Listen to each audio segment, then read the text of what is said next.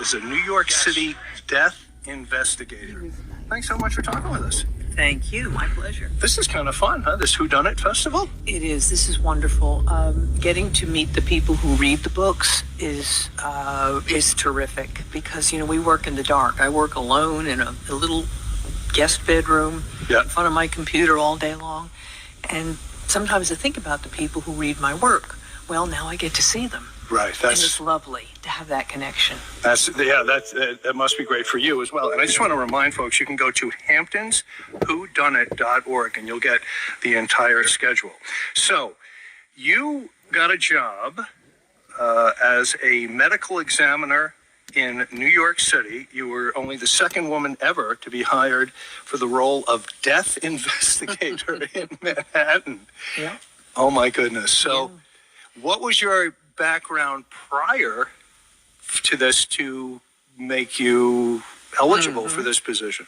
Well, I'll tell you first, I was a medical legal death investigator working for the medical examiner's office. Gotcha. So I was not a forensic pathologist. I was a scene investigator. Okay. So how I got into it, as a kid, I was enormously curious and a little weird. And my parents got me a dissecting kit and a microscope for my birthday.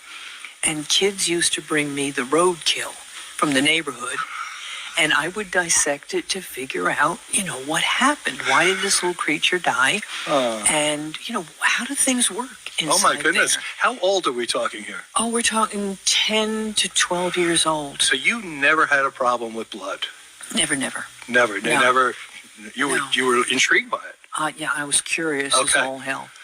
So I became in time a physician assistant working in surgery. So again, more blood didn't bother me. Gotcha. And then I became like a hospital administrator and all these kind of jobs that were very, very boring for me. Mm-hmm.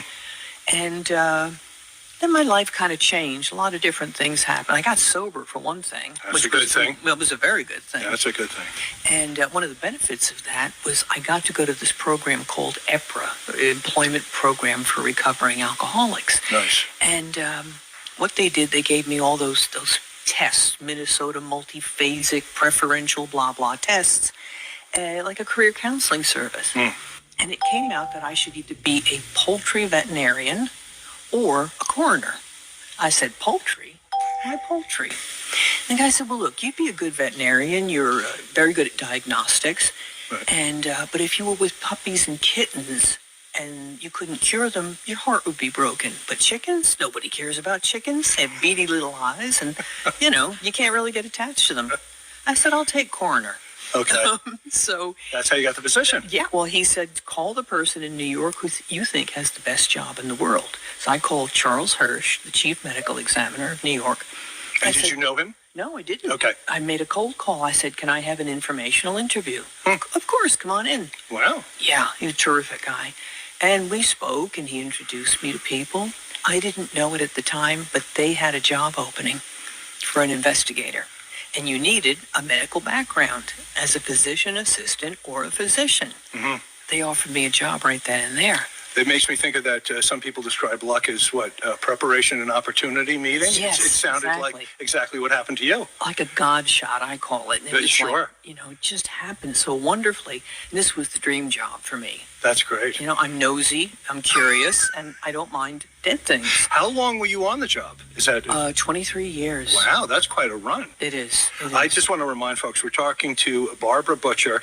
The book is What the Dead Know, Learning About Life as a New York City Death Investigator. It's her first book, but it sounds fascinating, obviously, just from the title. And Barbara, you're explaining it like you love what you do. I do. Did. And now you love to write about it. Yeah, I do. The corona shutdown gave me the opportunity to just sit in my room and write for 2 years. My consulting, I had retired from the medical examiner's office. Gotcha. I had a consulting business, but that all shut down. So I took that time and wrote the book. And, at first it was a little upsetting. I bet, to relive the things. Yeah, reliving them. But then in a way, it really helped to get it all out. And, I had a purpose in writing that book. You absolutely did. Now, is this 5,500 death scenes? Mm-hmm. and 680 were homicides? Yep. And you were on the scene for these things, and you investigated these situations. That's pretty powerful stuff. Yeah, in the best possible city in the world to do it. And why do you say that? Well, New York City has the greatest variety of life and also the greatest variety of death. Wow. I think it was Dennis Leary who said something like, New York is such a wonderful city. There are so many interesting ways to die. And It sounds like Dennis Leary. yeah, and it's true. It's true. I got to see everything from Fifth Avenue penthouses filled with original artwork, Cézanne's, Monet's. Right. And then a few hours later, I'd be crawling under an abandoned building to pull out some poor heroin addict who had overdosed in a pile of garbage. Oh, my goodness. So This is powerful stuff, Barbara. I went high to low every single day. Holy cow. It was crazy. Holy smokes. Now, you kind of alluded to the fact that you were consulting. Do other authors approach you when they're writing, or does the media ask you for consultation on your career? Yes, they did. For a long time, I would help other authors Right. or television writers. But most of my consulting work was for families who were not satisfied with the investigation they got, or had a cold case, no solution, or they disagreed with the medical examiner's determination. Like the ME might say it was a suicide, and that's so hard for families to accept. Right. They would rather know that it was a homicide Oh, my God. than So- a suicide. Right. So would this be from folks around the country, around the world would reach out to you about the death of someone that they wanted further investigation into because they didn't feel that the local police or jurisdiction did a good enough job? Yeah, most of it was East Coast. East Coast, I don't okay. think I went further than Ohio, further west. But yeah, most of my work was in the New York area or East This is Coast. very powerful stuff, Barbara. Thank you. And I appreciate what you do. I mean, I really admire it.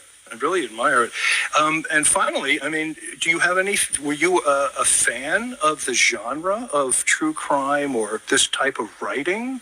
Or you just because you've had such an interesting career, you said, I'm going to write about it. No, I've Okay. never been a true crime. I never Right. was a true crime fan Gotcha. because what I was seeing was so much more realistic than what you could show on television. It's too real for me almost when Yeah. I'm sitting here talking to you. I mean, Yeah. I couldn't do what you do, but It's that's why I hard. say admire. Yeah. But then when I did the Dick Wolf show on Netflix, the Homicide New York, I think he did it in a way that showed, without being gory or sensationalist, Right. the true feeling of a death scene, Oh, the my darkness involved in it, and the emotions that come up Right. for the police, the investigators, for everyone. I think he did a terrific job on that show. Well, I think there's just a very tiny group of people who would be qualified to be able to handle the job that you did for 23 years, and I think they got one of the good ones, Barbara. Why, thank you. I appreciate that. Absolutely. Again, it's Barbara Butcher, and that's That's her my real real name. That's pretty funny. Barbara Butcher, the book is What the Dead Know, Learning About Life as a New York City Death Investigator. It's a pleasure talking to you. Thank you. Thank you. It's a pleasure.